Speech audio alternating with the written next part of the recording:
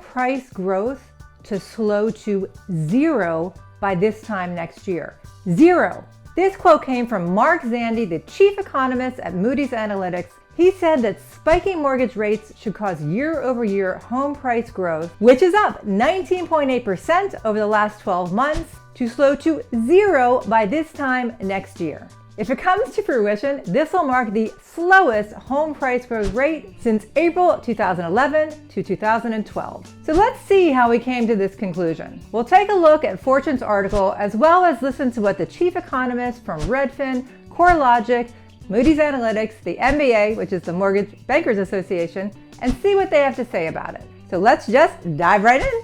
Redfin reports in their latest housing market update that the share of home sellers that dropped their asking price rose up to an all-time high of 15%, up from 9% this time last year. For home buyers, the typical monthly mortgage payment skyrocketed up to 42% to an all-time high during the same time period. Although some sellers are starting to get worried about buyers leaving the market due to these high interest rates, there is still so little inventory to affect these sellers, so their homes are still selling really fast and for really high prices.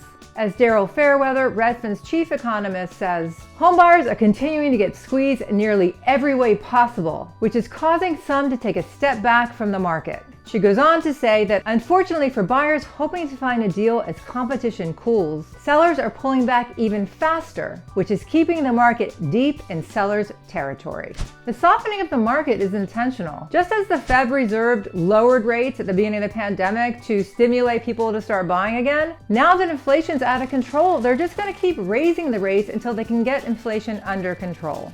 Their hope is just to avoid a bubble like we saw in 2006, 7, and 8. If they keep raising the rates, then the housing market won't burst. In December, the average fixed 30-year mortgage rate sat at 3.11%. As of last week, it's up to 5.27%, the highest level since 2009. Lambert from Fortune gave a very telling example. If a buyer took out a $500,000 mortgage with an interest rate of 3.11%, that principal and interest monthly payments would be $2,138 on a 30-year fixed loan. If that same borrower took out that same loan of $500,000 with a 5.27% interest rate, that monthly payment would increase to $2,767. Not only are those higher rates pricing out buyers, but they're also making buyers that were eligible and pre-approved at that purchase price with that lower rate no longer eligible to get approved for that loan. The difference of $629 a month or $7,548 a year is no joke. And just for kicks, that's around $226,000 over the course of the 30-year loan. And that's just the difference between the mortgage payments between 3.11 and 5.11. That's just the difference. So why are buyers still buying right now? Some say the fear of the rates going up even more is the impotence for buyers to buy right now. The lack of inventory over the last 2 years has created a pileup of buyers trying to get in the market. As some of those buyers get priced out, there may be some other buyers waiting to take their place. Housing economists say it may take some time to work through all that pent-up demand, but once we do, the market could cool even further. Until inventory catches up with the demand, prices are just going to continue to go up. Redfin's chief economist Fairweather says that even though price drops are becoming more common, most homes are still selling above asking price and in record time. Let's get back to Zandi. Fortune's Lambert spoke to Mark Zandi, the chief economist of Moody's Analytics, about the nation's most overpriced regional housing markets. Zandi said that he expects some of these overpriced markets to overheat and see price drops of 5 to 10% over the coming year. Take a look at Lambert's map to see what Moody's Analytics thinks about your neck of the woods. It looks like that he's giving the DMV, DC, Northern Virginia, and Maryland a 21, which seems low compared to other parts of the country. But I have to say, from working here 24/7, I think that number should be a lot higher. But not everybody agrees with Zandi that home price appreciation will go down to 0. The Corelogic HPI forecast indicates that home prices will increase on a month-over-month basis by 1.2% from March 2022 to April 2022, and on a year-over-year basis by 5.9% from March 2022 to March 2023. The Mortgage Bankers Association forecasts that home prices will rise 5.2% over the next 12 months, and Zillow researchers predict that home prices will rise 14.9% between March 2022 and March 2023. So I ask you, what do you think is going to happen? Because we can't deny that the rising interest rates have affected the markets. Buyers are being priced out, other buyers are no longer eligible for that loan. I mean, you can't deny that.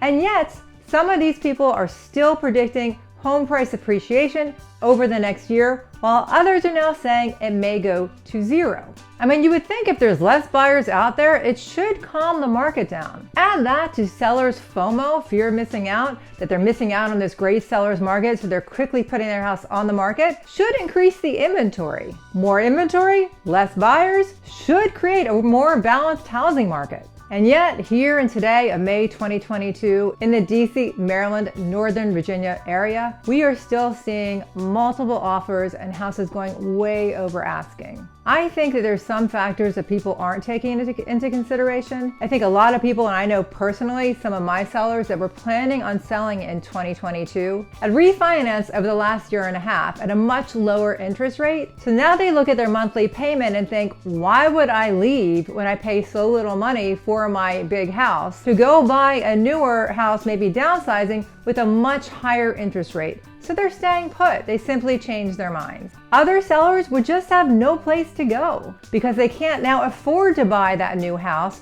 or they don't want to pay those ridiculously high rents that are happening now in 2022.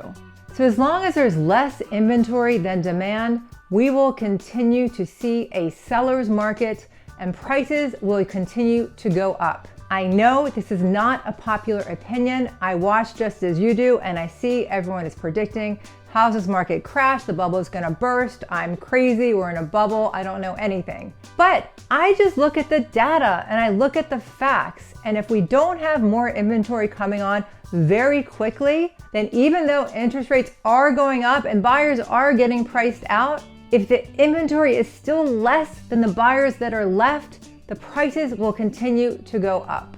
Now, if there really is this backlog of buyers that are waiting and maybe now they jump back in because they don't want interest rates to go up even higher, and we run through that backlog and there really are no more buyers that are willing to engage in this particular seller's market, then finally I do think we will get a more balanced market. And that may take another hike or two up of interest rates. And it doesn't look like the Fed Reserve is going to stop raising those rates until they can calm inflation down. So I guess we'll see. The other thing that people talk about is we're going to see this influx of foreclosures coming on the market. I haven't seen it yet where I am in the DC area. If you have, please comment below because I do want to hear about it, because that also would create more inventory. As far as new construction, well, we all know that their delayed labor has increased their rates and the lumber shortage and other shortages. So those new construction homes are just getting more and more expensive. That coupled with the higher interest rates, I don't see that as a good source of inventory, especially for first-time buyers. So I guess we're just gonna have to wait and see. I will keep you abreast of any new forecasts that come out. I also will always tell you my experience working as a realtor in the DC area for the past 18 years, what I see with boots on the ground. I hope you get value out of these videos. If you do, please check out our next video. And if you did get some value out of it, please consider liking this video. It does help us with YouTube's algorithm, and consider subscribing to our channel. It does motivate us to make more videos. Thanks for watching. I do appreciate it. Bye.